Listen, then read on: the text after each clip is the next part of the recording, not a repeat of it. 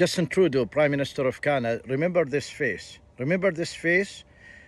Prime Minister of Canada, remember Ahmed Shihab, the one who helped you twice to become the Prime Minister of Canada, because many times when you came to the Muslim community, and sometimes we have 3,000 people or more, and the management of the masjid, by law, they are not allowed to say, vote for this party or that party, but as a guest for me, I'm allowed to say, and I endorsed you, and I helped making some of your members in the parliament. I helped them to become member of the parliament, later on to become ministers.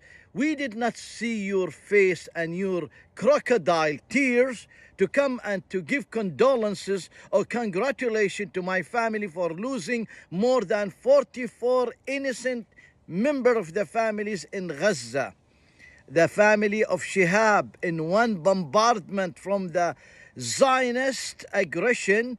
For these just innocent children from age 2 months up to age 79 years old, they're just taking shelter, taking a peaceful civil shelter. We did not see your crocodile tears.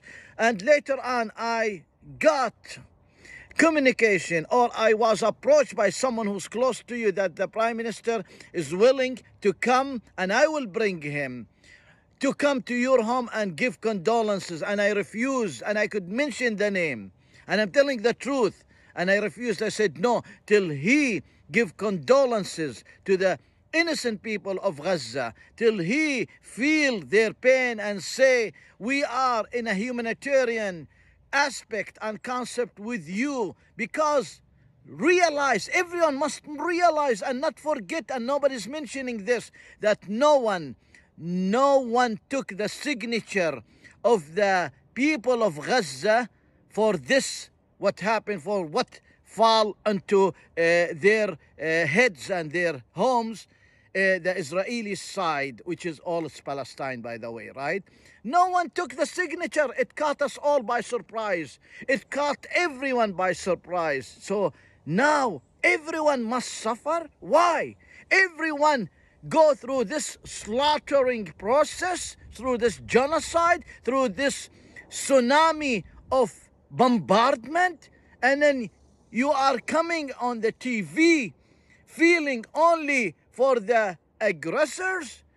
Realize that there is millions who are shedding tears, but that's not what we want. We want the aggression to stop.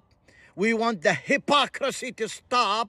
We want you as a Prime Minister of us Canadians to say something that the history would honor you, not degrade you, not humiliate you, because innocent people, they are suffering now. Innocent civilian suffering. And realize, if we forget everything I said, no one took the signature of the people in Gaza for this war. No one took their approval. It caught the Americans by surprise. It caught the Zionists by surprise. It caught your face by surprise. It caught us by surprise. No one knew.